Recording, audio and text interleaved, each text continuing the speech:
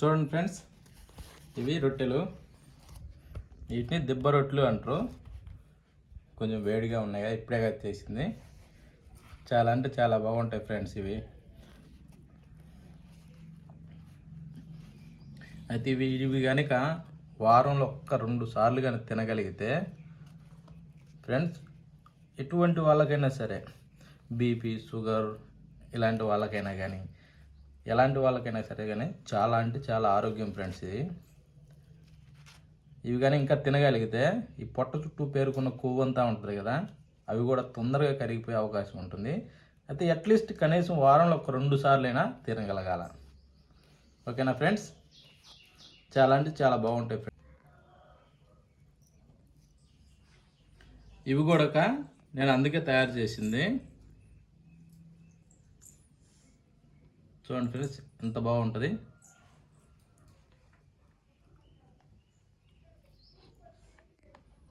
చాలా చాలా బాగుంటుంది ఫ్రెండ్స్. 1 కప్పు గుండు మినపప్పు, 1 టీ స్పూను మెంతులు, వాటర్ పోసుకొని ఒక 3 గంటల సేపు నానబెట్టుకోవాలి. మనం పంట జొన్నలు 1 అరకిలో తీసుకున్నాం. ఓకేనా? వీటిని మిక్సీ జారీలో వేసుకొని మిక్సీ పట్టుకుందాం.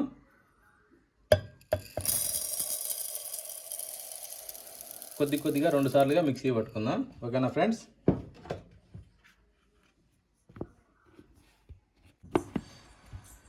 మిక్సీకి వేసుకున్నాం కదా, ఈ పిండిని ఇప్పుడు జాలి పట్టుకుందాం.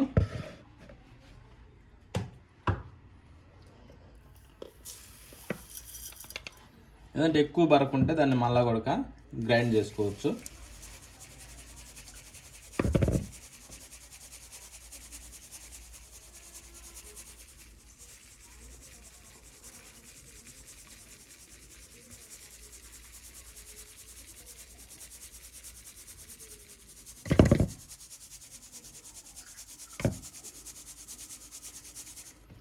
చూడండి ఫ్రెండ్స్, ఎక్కువ నూకలాగా బరగలాగా వచ్చింది కదా, దీన్ని మళ్ళా మిక్సీ గిన్నెలో వేసుకొని మళ్ళా మిక్సీకి పెట్టుకుందాం.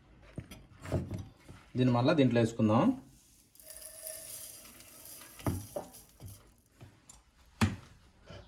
ఇందాక ఉన్నాయి కదా, అవి ఇంకా కొన్ని కూడా ఇందులో కలుపుకునేసి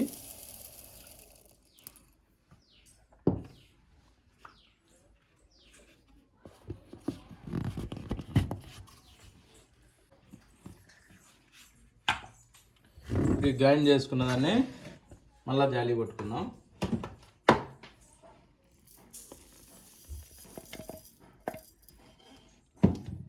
ఈ విధంగా ఏంటంటే మనం అనుకున్నది వచ్చేంత వరకు జాలి పట్టుకోవాలి. ఇది ఒక్కటే కొద్దిగా రిస్క్, ఇంకా వేరే అంతా చాలా సింపుల్. ఇది కొద్దిగా కష్టం అనుకోకుండా చేసుకోండి.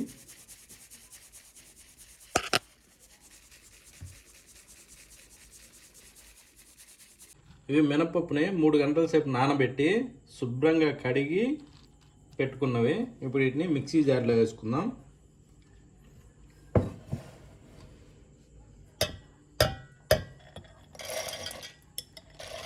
మిక్సీ జార్లో వేసుకొని గ్రైండ్ చేసుకుందాం.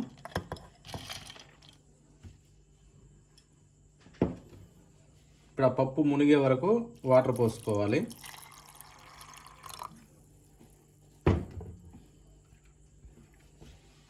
ఇప్పుడు మిక్సీకి పట్టుకుందాం. ఈ విధంగా మెత్తగా చూడండి, ఈ విధంగా వేసుకోవాలి. ఓకేనా? ఇప్పుడు దీన్ని ఒక దాంట్లో తీసుకుందాం, బౌల్లోకి.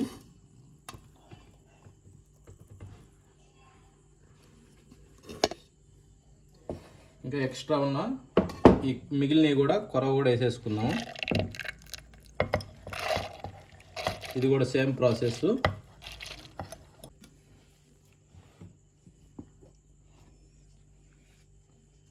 ఇది కూడా సేమ్ అలాగే మెత్తగా ఉండాలా.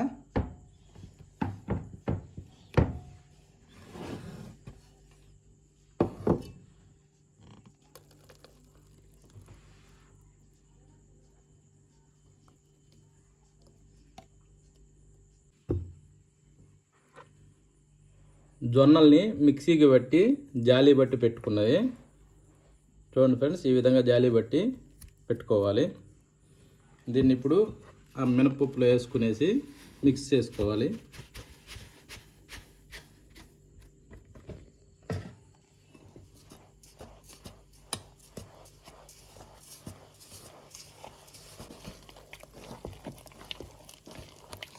ఈ విధంగా ఉంటలు లేకుండా బాగా కలుపుకోవాలి ఫ్రెండ్స్.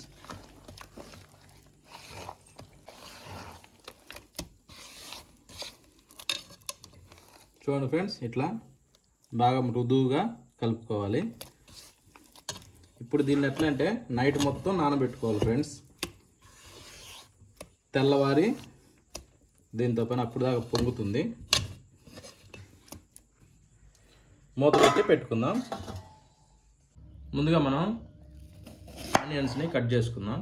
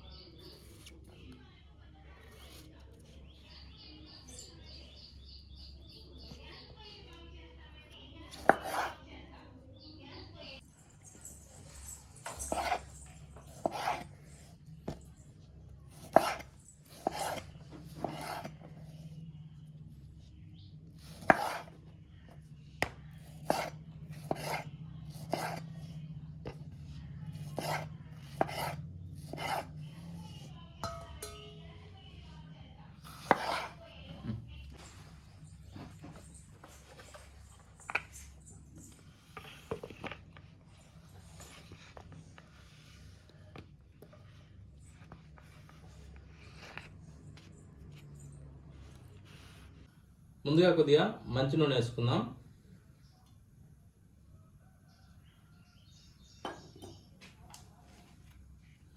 ఒక 8 ఎండుమిరపకాయలు తీసుకుందాం. 2 టీ స్పూన్లు ధనియాలు, 1 టీ స్పూన్ జీలకర్ర,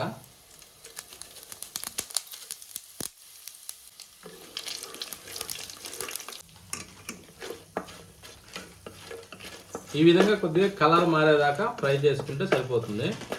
ఇప్పుడు వీటిని ఏంటంటే ఒక ప్లేట్లోకి తీసుకుందాం. ఓకేనా ఫ్రెండ్స్?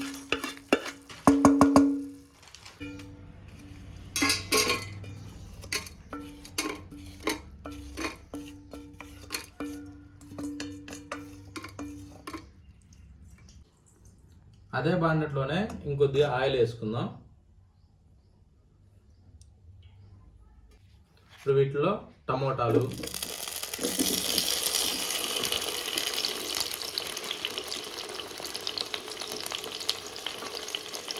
ఆనియన్స్,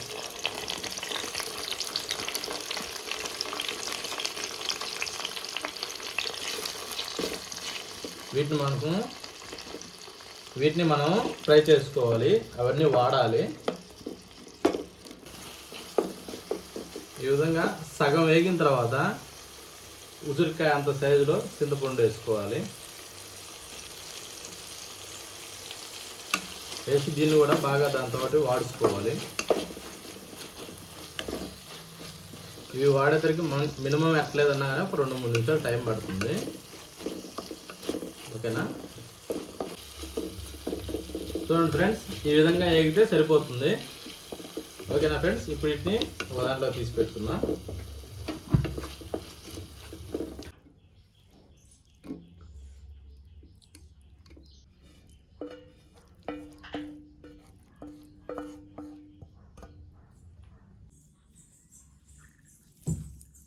కొన్ని వెల్లుల్లిపాయలు,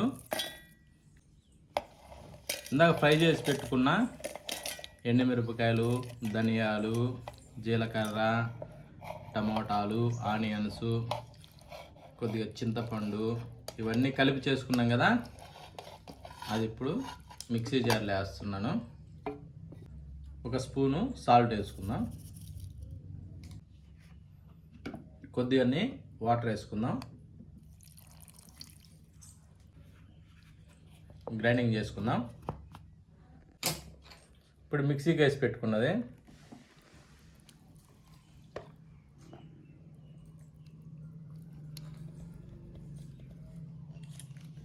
లేదంటే కొద్దిగా వాటర్ పోసుకునేసి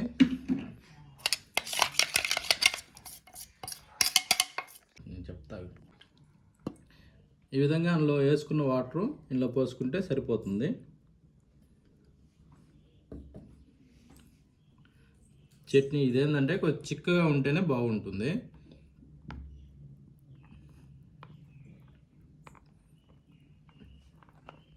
ఆ వాటర్ ఏంటంటే కలిసే విధంగా కలుపుకుంటే ఓకేనా ఫ్రెండ్స్.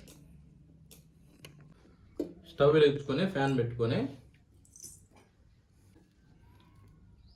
కొద్దిగా మంచి నూనె వేసుకుందాం.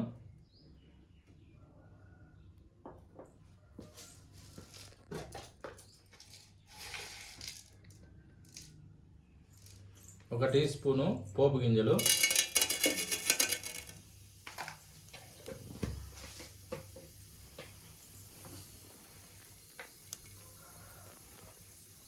ఒక 4 వెల్లుల్లిపాయలని ఈ విధంగా నలుపుకొని వేసుకోవాలి.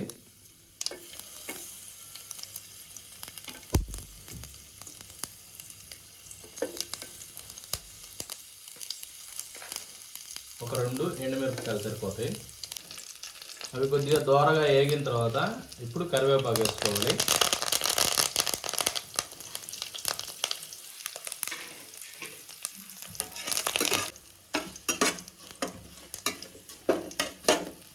స్టవ్ ఆఫ్ చేసుకుందాం.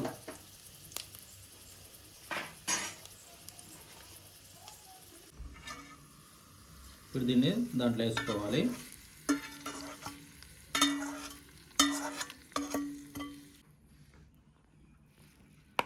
ఇప్పుడు వీటిని మిక్స్ చేసుకుంటే సరిపోతుంది ఫ్రెండ్స్.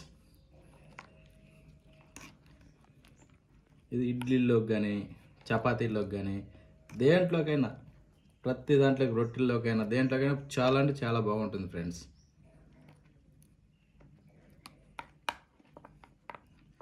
ఇదేంటంటే ఎలాంటి పప్పులు లేకుండా ఉండే చట్నీ అన్నట్టు. ఇది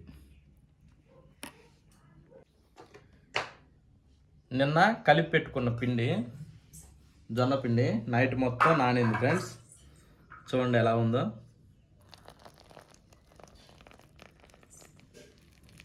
బాగా ఉబ్బింది. ఇట్లా పూలుగా ఉబ్బుతుంది మంచిగా. దీన్ని ఒకసారి కలబెట్టుకుందాం ఫ్రెండ్స్.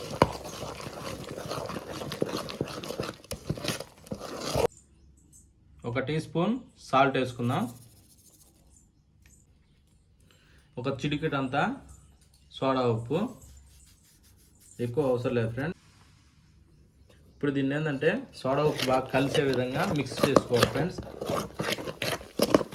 కలిపే దాంట్లోనే ఉంటుంది దీని టేస్ట్ మొత్తం.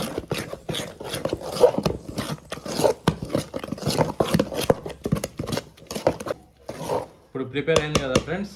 ఇప్పుడు దీన్ని ఇంకా స్టవ్ మీద ఎక్కించుకుందాం ఓకేనా. స్టవ్ వెలిగించుకొని ఫ్యాన్ పెట్టుకొని, ఫ్యాన్ వేడెక్కాక కొద్దిగంత లైట్గా ఆయిల్ వేసుకుందాం.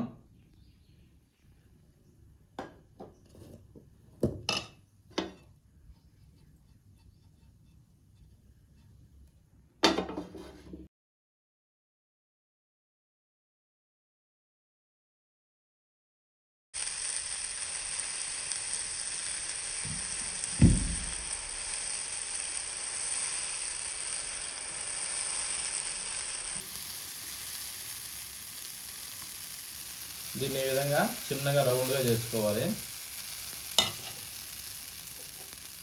దానిపైన లైట్గా కొద్దిగా ఆయిల్ వేసుకుందాం. చూడండి ఫ్రెండ్స్, ఈ విధంగా పొంగుతుంది. కాలే కొద్ది ఈ విధంగా సైడ్లు లేసి వస్తుంది. కాలకపోతే మాత్రం లేవదు.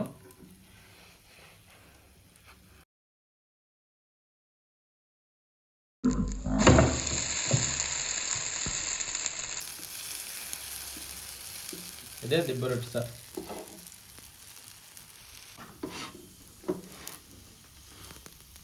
చూడండి ఫ్రెండ్స్, అడుగును కూడా కాలింది.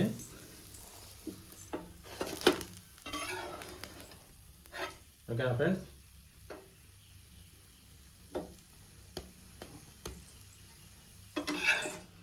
ఈ విధంగా రెండు వైపులా చూసుకొని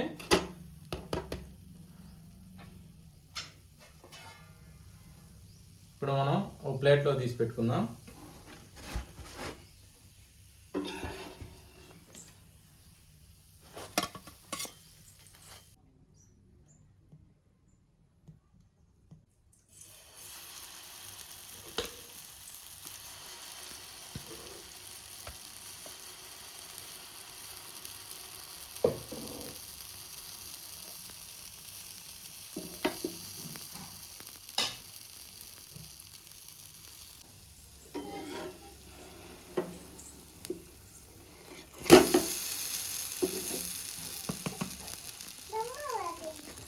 ఈ విధంగా స్మూత్గా తిరిగేసుకోవాలి, ఎందుకంటే పెద్దది కాబట్టి.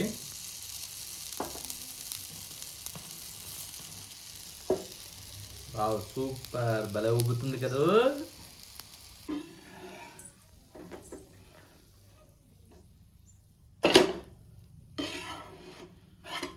ఇది సపక్కన ఒక్కసారిగా తిరిగేసుకోవాలి, లేకపోతే ఇరిగిపోతుంది ఫ్రెండ్స్.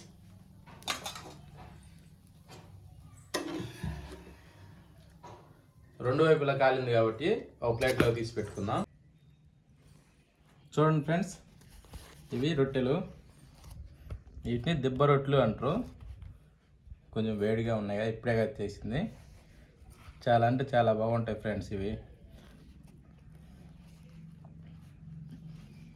అయితే ఇవి కనుక వారంలో ఒక్క 2 సార్లు కానీ తినగలిగితే ఫ్రెండ్స్, ఎటువంటి వాళ్ళకైనా సరే, బీపీ, షుగర్ ఇలాంటి వాళ్ళకైనా కానీ, ఎలాంటి వాళ్ళకైనా సరే కానీ చాలా అంటే చాలా ఆరోగ్యం ఫ్రెండ్స్ ఇది. ఇవి కానీ ఇంకా తినగలిగితే ఈ పొట్ట చుట్టూ పేరుకున్న కొవ్వు అంతా ఉంటుంది కదా, అవి కూడా తొందరగా కరిగిపోయే అవకాశం ఉంటుంది. అయితే అట్లీస్ట్ కనీసం వారంలో ఒక 2 సార్లైనా తినగలగాల. ఓకేనా ఫ్రెండ్స్? చాలా అంటే చాలా బాగుంటాయి ఫ్రెండ్స్.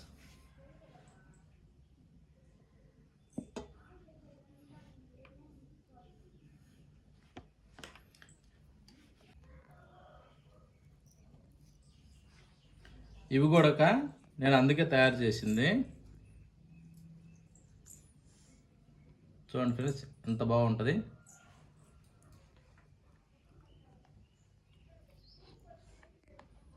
చాలా చాలా బాగుంటుంది ఫ్రెండ్స్.